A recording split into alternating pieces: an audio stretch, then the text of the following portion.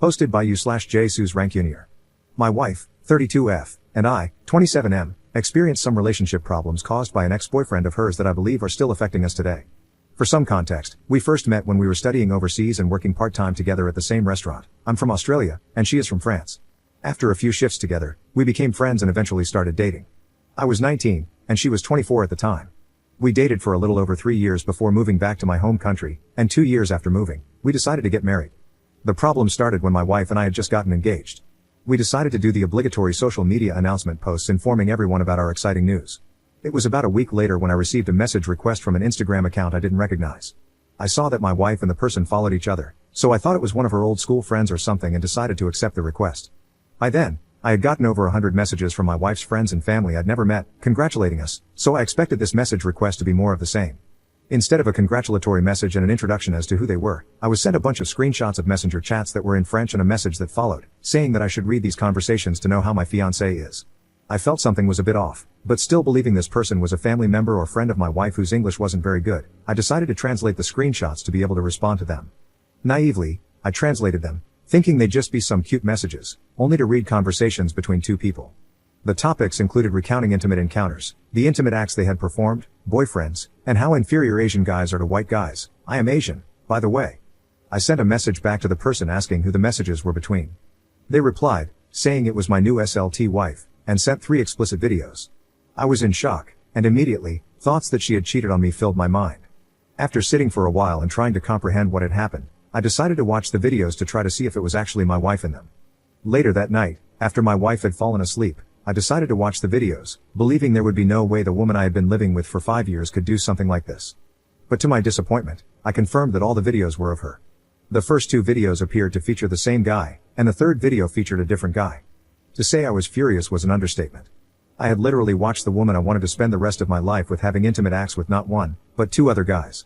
I decided I needed to confront her, thinking that she had cheated on me with a bunch of other guys. I wanted her to explain to me why she did it. After staying awake through the entire night and not being able to wait anymore, I woke her up at 6 a.m., showed her everything that was sent to me, and asked her to explain what this all was.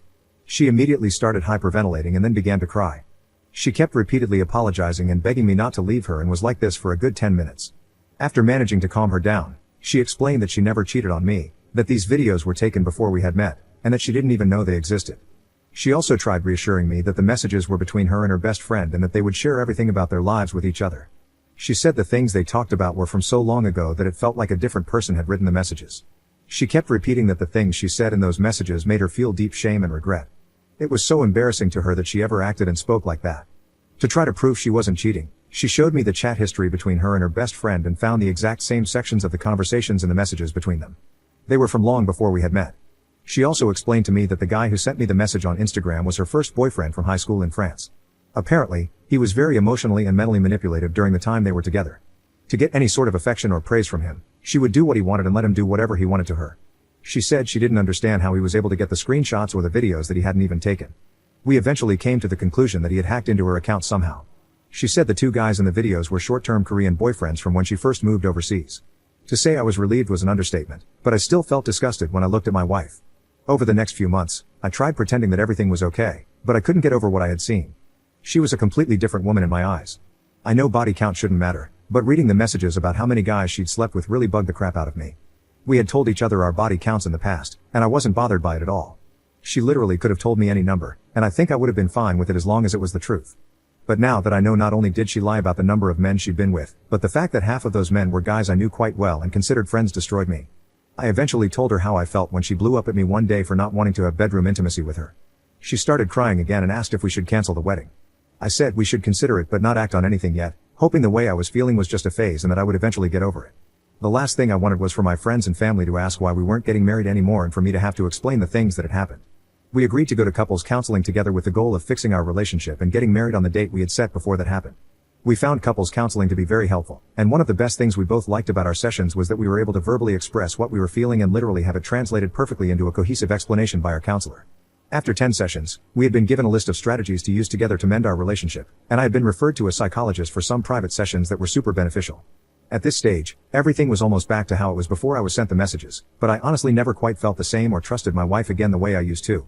We did end up going through with the wedding, believing that my wife's past shouldn't affect my feelings toward her and that if we did end up breaking up, it would effectively mean her ex succeeded in his objective and got what he wanted. About a year after our wedding, my wife planned a trip to France to visit family and friends.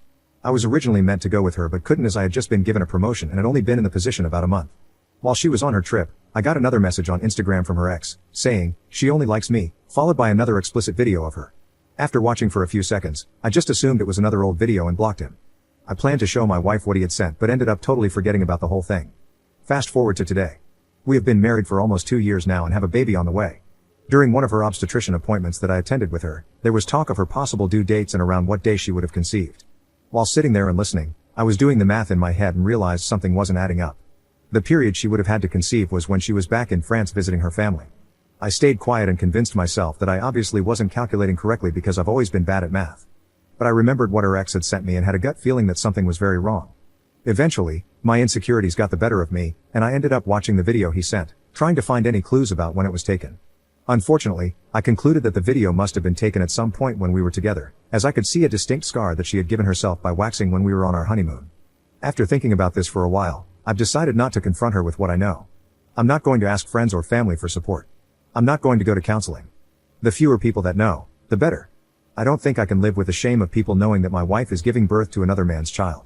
I'm going to wait for the baby to be born to see if it is mine before I make any final decisions.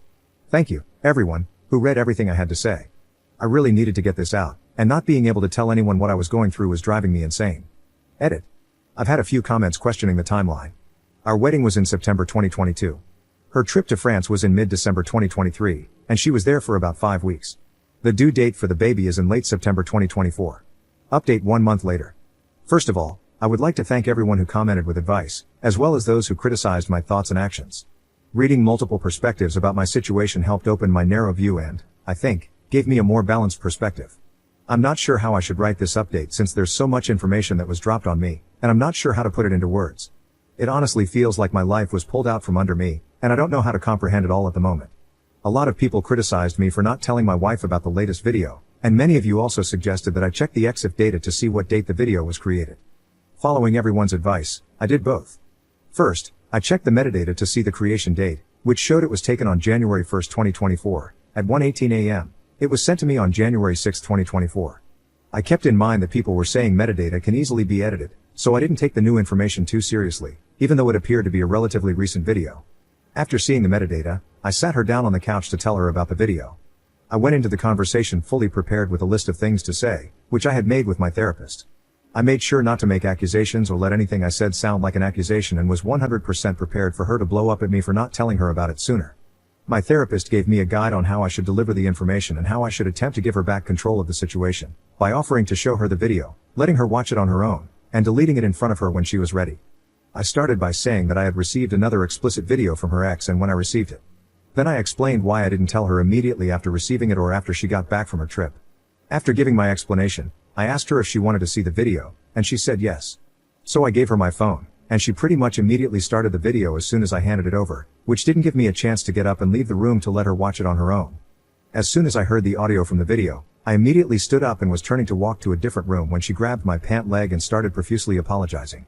I said there was nothing to apologize for since this was from before she met me, and that I should be the one apologizing to her for keeping it from her. She asked me why I decided to tell her now, and I told her the truth about my concerns regarding the due date and how it didn't quite make sense in my head. That's when she lost it. She grabbed my hand and kept saying it was a mistake, and that she wasn't thinking straight because she was drunk. My heart just dropped, and I knew instantly what she meant by her repetitive ramblings. I told her to tell me exactly what happened or I'd leave immediately.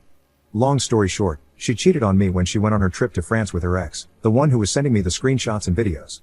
They ended up hooking up after catching up at a New Year's Eve party they both attended. They're from a small town in central France with a population of only a few thousand. Apparently, they had seen each other at the local supermarket a few days after her arrival in her hometown. My wife and her ex are from the same friendship group, they went to the same kindergarten, primary school, middle school, and high school, which is how they ended up at the same New Year's Eve party.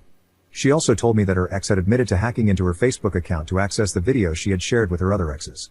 Although calling what he did hacking makes it sound quite sophisticated, she hadn't changed her password since high school, and he still knew it when he gained access to all her accounts. So effing dumb. She begged me not to divorce her and tried to bargain with me, promising it would be the only time she'd ever cheat, promising she'd be the best wife to me, letting me hook up with as many women as I'd like, and even stooping so low as to offer intimate acts. I said I would only consider staying if she did two things: give me her phone so I could go through her messages, and agree to a paternity test. She instantly agreed to the paternity test but was a bit more hesitant about handing her phone over. However, she eventually agreed. While looking through her phone, I found more evidence that she cheated on me on New Year's Day, as well as evidence of another instance of cheating on a different date. By this point, I had already made up my mind about the relationship and just left. I'm currently staying at a hotel and will be moving into an apartment I had been trying to rent out for a while. I've spoken to both my solicitor and my wife and have agreed to attend the mandatory counseling required for me to proceed with the divorce, which will start in October. We've also agreed to get the paternity test done after the baby is born, and I bought plane tickets for my in-laws to come to Australia earlier than originally planned so they can look after their daughter. Second update 3 months later. It's been quite a while since my last post, and over the last month, I've had so many people asking for an update on my life, specifically about the results of the paternity test. A lot has changed since my last update, especially regarding the living arrangements with my wife. I can happily say that I am the father. I was with my wife in the hospital birthing suite when my son was born and stayed with her for the 5 days in the maternity ward. We got a paternity test, even though I was fairly sure he was mine when he was born. He looks like a bigger-eyed version of me as a newborn.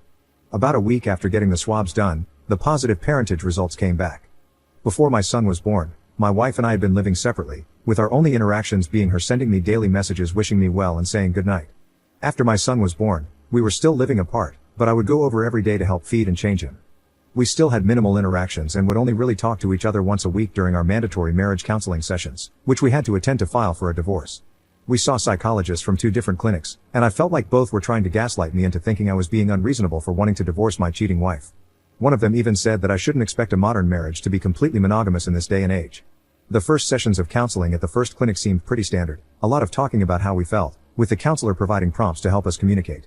If the sessions had continued like that, it would have been fine. However, when the counselor suggested we should accept the idea of bringing other people into the bedroom to better understand and connect with one another, I started looking for a different psychologist. The second psychologist we saw spent 2 sessions trying to convince me that it's normal for married couples to have bedroom intimacy with people outside the marriage and that it would be selfish of me to make the baby grow up without a father figure at home, even if he wasn't mine. This was before we got the paternity test results back. From that moment on, I decided there was no point in continuing marriage counseling. I told my wife I'd put the divorce proceedings on hold only if she agreed to sign a postnup, which she immediately signed as soon as I presented it. My plan is to wait a year before filing for divorce without any restrictions or the mandatory marriage counseling. At least now my assets are somewhat protected. Currently, I have moved back in with my wife, but we are still sleeping in separate rooms. I decided to move back in to make it easier for me to spend time with my son and also to be available to look after him when my wife and her parents need a break. After being with him for what is now almost a month, I've decided to be physically present in my son's life and help raise him. I believe it's my duty as his biological father to give him the best life possible, no matter the discomfort I feel in having to interact with his mother. What I'm trying to figure out now is how this will be possible after the divorce and how it will impact his emotional and mental development.